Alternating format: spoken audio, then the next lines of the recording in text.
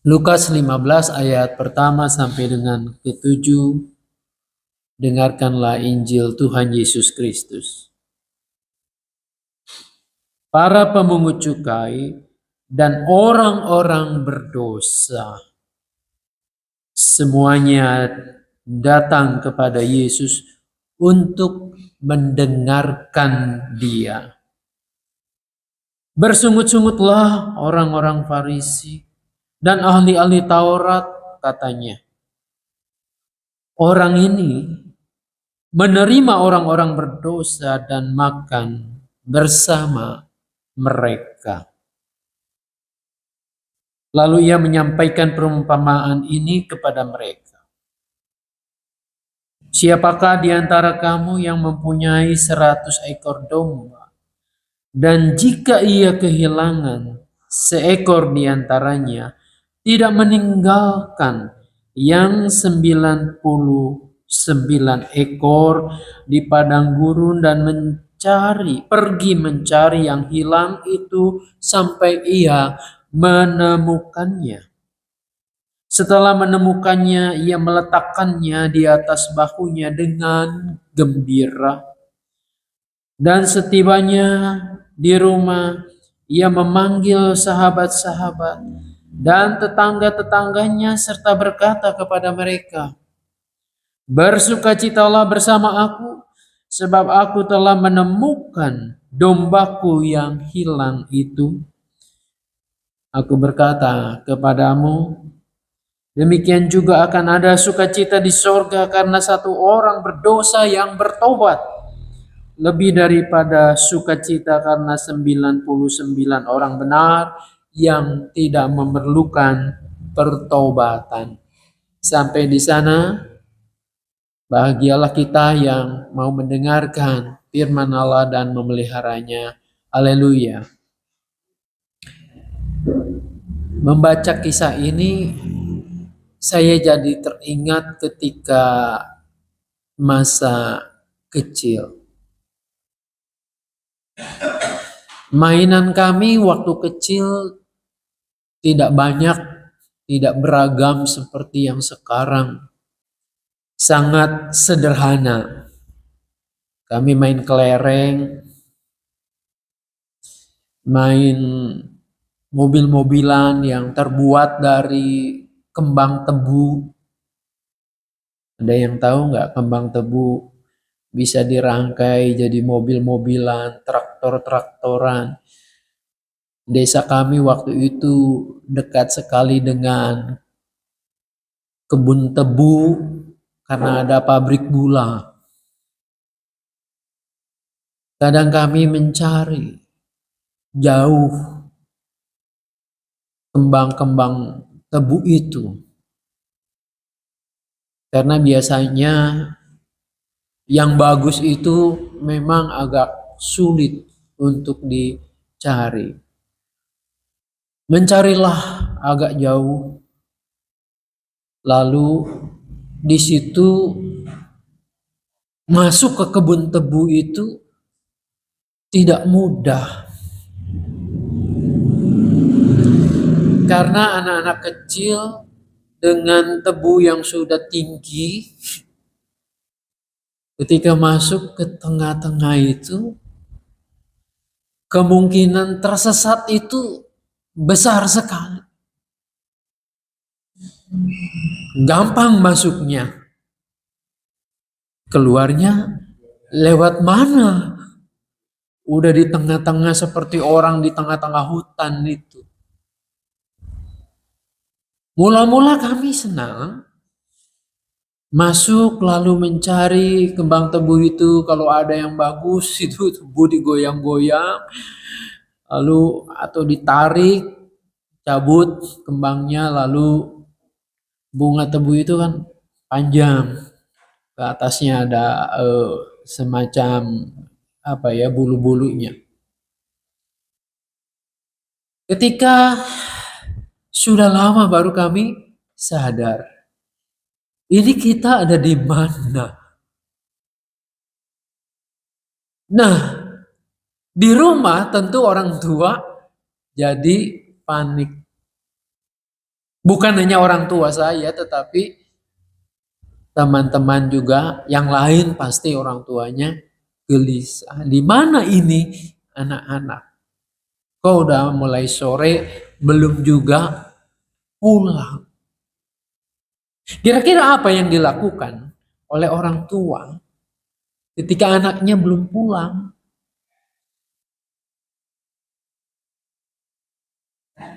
Ya, naluri orang tua pasti khawatir ya. Khawatir, ini anak gua kemana? Jam begini harusnya ada di rumah. Betul.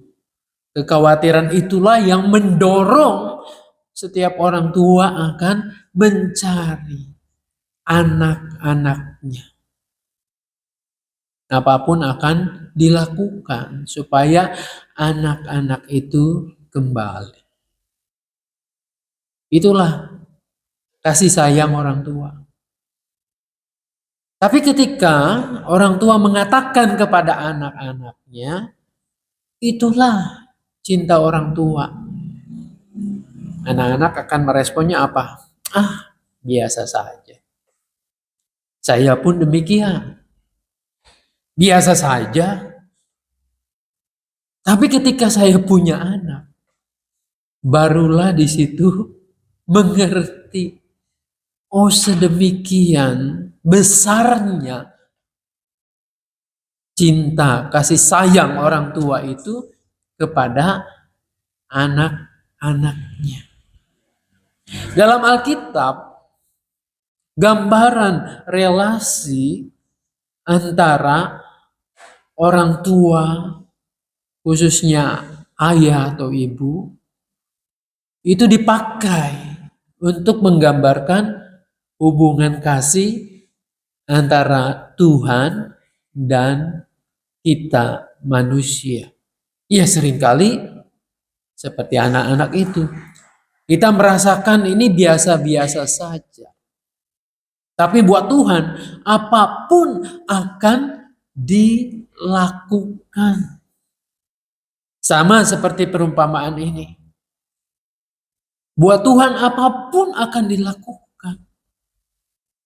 Gambarannya meninggalkan 99 ekor domba untuk mencari satu yang hilang itu. Apakah risiko? Iya, betul. Ada sebuah risiko ketika 99 ekor domba itu ditinggal. Ada penafsir yang mengatakan, kan yang 99 ekor itu dititipkan ke teman gembalanya. Nitip nih teman, ada 1 ekor domba saya yang belum kembali, nampaknya tersesat. Saya akan mencarinya, entah berapa lama. Bu Bapak, kalau kita yang dititipin 99 ekor itu, kita temannya, sementara kita punya juga domba yang harus diawasi, kira-kira mau nggak? Ribet ya. Gua juga punya domba yang harus diurus, yang harus dipakani, harus dijaga, jangan sampai hilang juga. Ini ketitipan lagi. Entah berapa lama si gembala itu akan mencari. Berapa hari aku harus cari rumput buat yang 99 ini? Ini mau menggambarkan sebenarnya ada risiko nyari yang hilang itu. Ada risiko 99 ini bisa juga mungkin akan hilang lagi. Tapi si gembala itu punya hati seperti papa, mama yang anaknya belum kembali. Mungkin di rumahnya ada selosin anak, ya. Tapi hatinya ada di itu yang belum kembali tuh. Hati dia itu mikirin, ini anak-anakku ada di rumah. Yang satu ini bagaimana nasibnya? Inilah yang mau disampaikan oleh Tuhan Yesus. Hati Allah Bapa itu memikirkan yang hilang itu.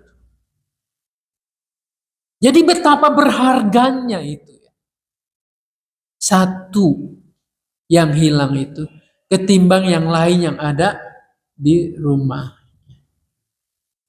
Nah, ini disampaikan sebenarnya untuk orang-orang yang merasa diri sudah saleh, sudah benar.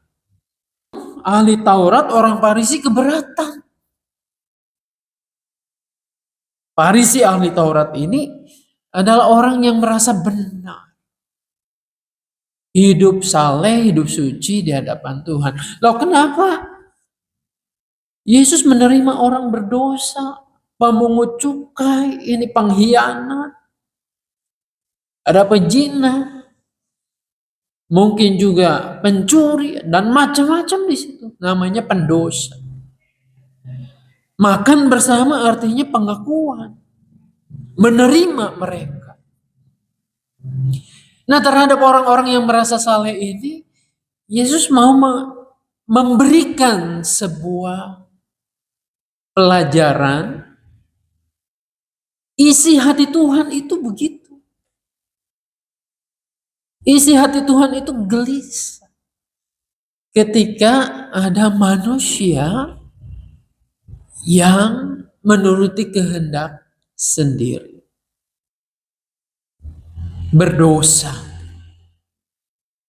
Dalam kegelisahannya itu Tuhan tidak diam, tapi Tuhan mencari apapun itu risikonya, termasuk dicap oleh Farisi dan ahli Taurat itu sama saja dengan orang berdosa. Betul, pada akhirnya Yesus disalibkan bersama orang berdosa itu. Nah, demi cintanya itu Tuhan mengambil risiko untuk menyelamatkan yang hilang. Apakah yang hilang, yang berdosa ini ketika ketemu terus kemudian dihakimi, disalah-salahkan? Kamu bikin repot saja. Kalau manusia mungkin iya. Tapi papa saya waktu itu enggak. Dipeluknya saya, dirangkulnya saya. Tapi ada orang lain, orang tua teman saya, maki-maki setengah mati. Bahkan sampai di rotan. Enggak pakai rotan. Ditepok bokong. Tuhan kita enggak merangkul dengan kasih. Anakku, engkau kembali. Perumpamaan yang lain dalam Injil Lukas juga menceritakan, mengisahkan bagaimana tuh si bungsu yang menghambur-hamburkan uang itu, hidup poya-poya. Sebelum nyampe ke rumah, papahnya itu berlari merangkulnya, dipeluknya.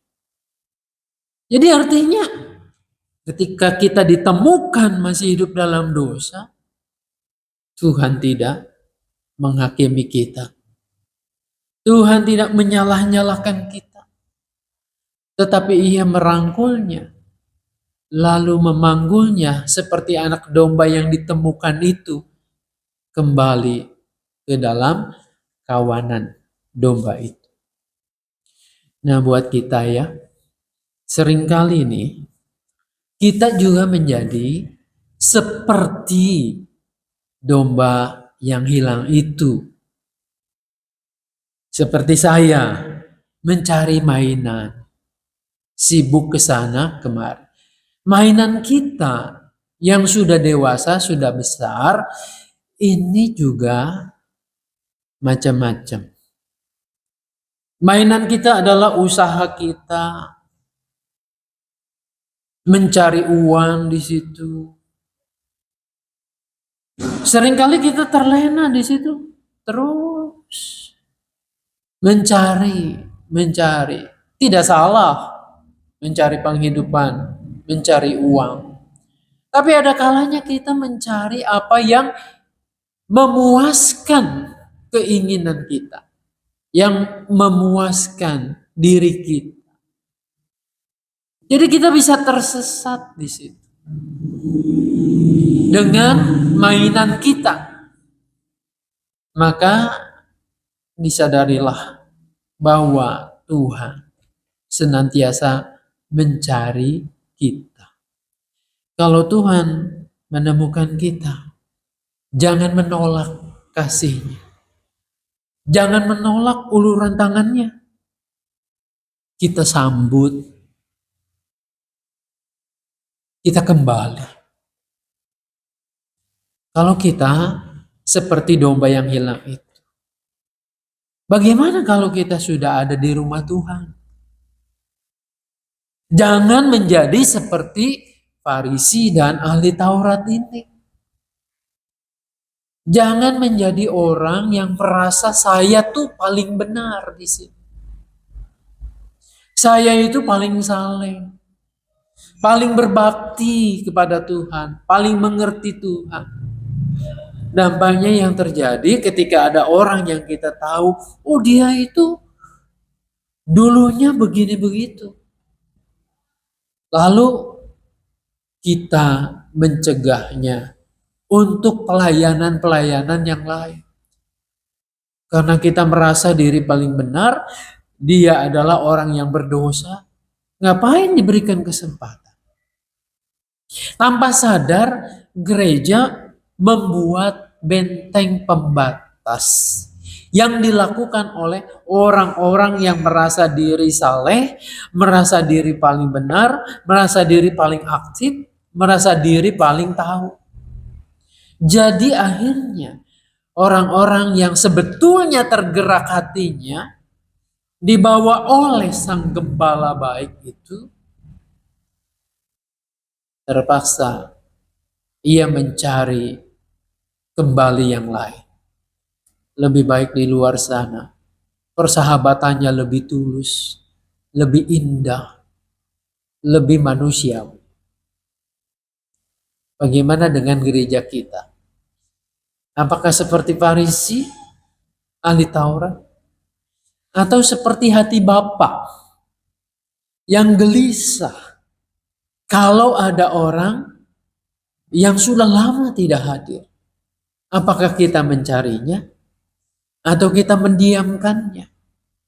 Repot amat, itu bukan urusan saya, misalnya. Nah, biarlah Injil yang kita baca hari ini menolong kita untuk punya hati, punya sikap seperti hati dan sikap Bapa yang tergerak mencari yang hilang. Tuhan Yesus menolong memberkati kita. Amin.